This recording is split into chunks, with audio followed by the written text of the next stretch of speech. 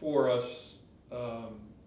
postmodern seekers, what is the role, or what is our role? What is the role of post-tribal shamanism in today's society? How can we be useful and of service in following this path? The working answer that I've been dealing with for a while now is that the shaman today, the post-tribal shaman, is really as much in service to community as the tribal shaman would be. The difference is in the nature of the community. Okay, our community, my community, consists of those clients that come to see me, those people who read my book, those people who come to my workshops. Those are my community, and I serve them in much the same way that a tribal shaman would serve their tribe. The difference is that we're all individuals, and I have to make sure that I am working to empower each individual that I work with, working to see and acknowledge their potential and their strengths.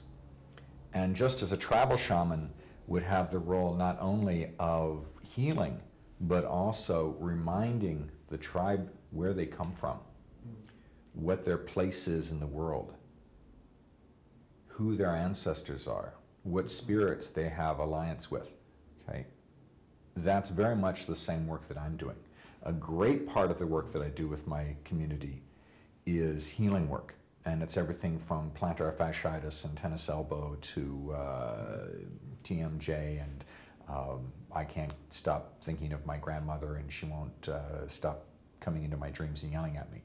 Okay? Very broad spectrum. But part of that process is also helping people to understand where they belong. One of the things that we run into that is endemic in this work in our culture is that people forget that they have ancestors, that we owe those ancestors a debt that we cannot possibly repay. You know, they will always be spiritually larger than us, and there's nothing that can change that, because they've given us a gift that we cannot possibly repay to them. We can pay it on as we have children, but that remains a huge debt, that gift of life. And that goes all the way back through their ancestors. So when you, in a sense, stand before your parents and you think of all the little accumulated minor tragedies and issues and foibles that they have and all the things that make you irritated with them, remember that at a soul level, you wouldn't be here without them. And they always have that.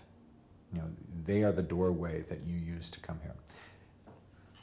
And that is something, just by helping people realize that, it gives them a sense of, I belong, I have a mother and father, they had mothers and fathers, it goes back throughout history, throughout my ancestry, and so I have a place on the earth. So it's a little bit different from, you know, the tribal thing of, in the time of the dreaming, we all emerged from the navel of the earth, which was about 2 blocks down that way and had a funny shaped tree next to it. Yeah. The context has changed, but the role is really very similar. And I believe that one of the reasons that there has been such a resurgence of interest in this sort of thing, and even naming it shamanism, is that our culture has really lost that connection with earth, that connection with spirit, that connection with our ancestors, with our own souls. So I really see my role as a reconnector, an integrator, a reminder. Instead of geographical proximity, instead of living in the same village and growing up with the same people, and so identifying with them as a tribe, instead we have a conceptual proximity, and this is where the virtual thing comes in. People who believe the same things have a certain shared proximity. And people who have opened up to their souls to a certain extent, or who meditate, or who do other practices that allow them to be closer to that part of themselves, they have much more proximity with people who are like-minded than I think you would just growing up next door to someone.